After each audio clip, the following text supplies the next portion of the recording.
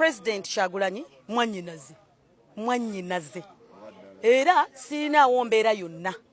era siina nsonga lwaki mba mulwanyisa naye ffenna omulabe waffe ali ogwo omu eno gye tuyigga njovu tosobola kuyigga njovu ng'oli wekka era n'ebibiina ebirala ebirala ebikyayagala okuyingirawo nga bipya nze mbikoowoola tukwate enjovu tugikube mavumbavumba paka ku ttaka oba ontegedde so siina nsonga lwaki ate mba nnwanyisa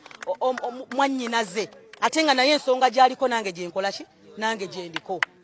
era nzize nga tusuubizibwa naye ba peasants tubadde twasuulibwawo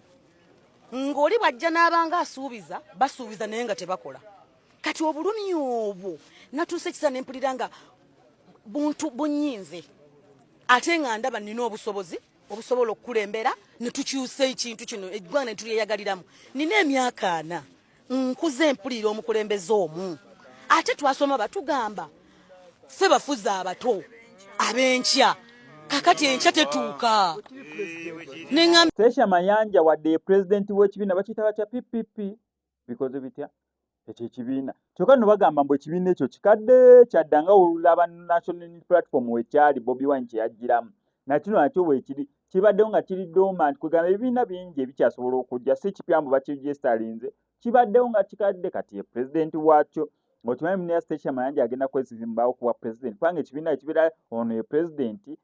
that means asobola okujja oba ye chairman waakyo that means yaba agenda okujja nga kuba president agambiddewo mbu ye tazze kubeera nga alwanyisa Bobi Wine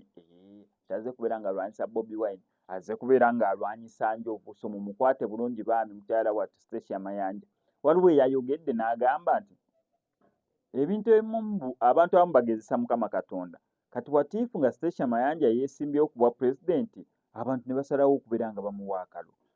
kati Stacey Mayanja akola ati mbu abantu bagezesa nnyo Mukama Katonda okitegedde ekintu ekyo bu Stacey Mayanja ayinza okujjaawo wuuyo ye president w'ekyo ekibiina on top of that ogenda olaba yeesimbyewo kuba president ogenda okulaba Stacey Mayanja awangudde akalulu kati oyinza kukola otya Stacey Mayanja anyway Wano kwa Semex Media tamanafu abalegiti shots bakugamba nti batujasobola nnyo okukolera oluyimba lwa video oba olwa audio bakwata MDDs ez'amasomero ennyimba ez'amasomero music dance and drama emikolo egy'enjawulo mu ngeri ey'ekitiibwa balina cameras ez'omulembe on top of that nange kennyini SMX nsobola okujja n'enkola airport pick up oba abantu abava yonna gye bavudde ng'abali awo Entebbe ate totabanakubira jjajja wasenga wa uncle wa brother wa sister mwabagala okukola surprise nga toyagala gamba ba mikwano nti okomawo yesobola okunkubira essimu nenzija nenkupiikinga nenkutuusa byonna gy'obeera olaga kwe namba y'essimu gy'oba okubako ebisigadde obitulekere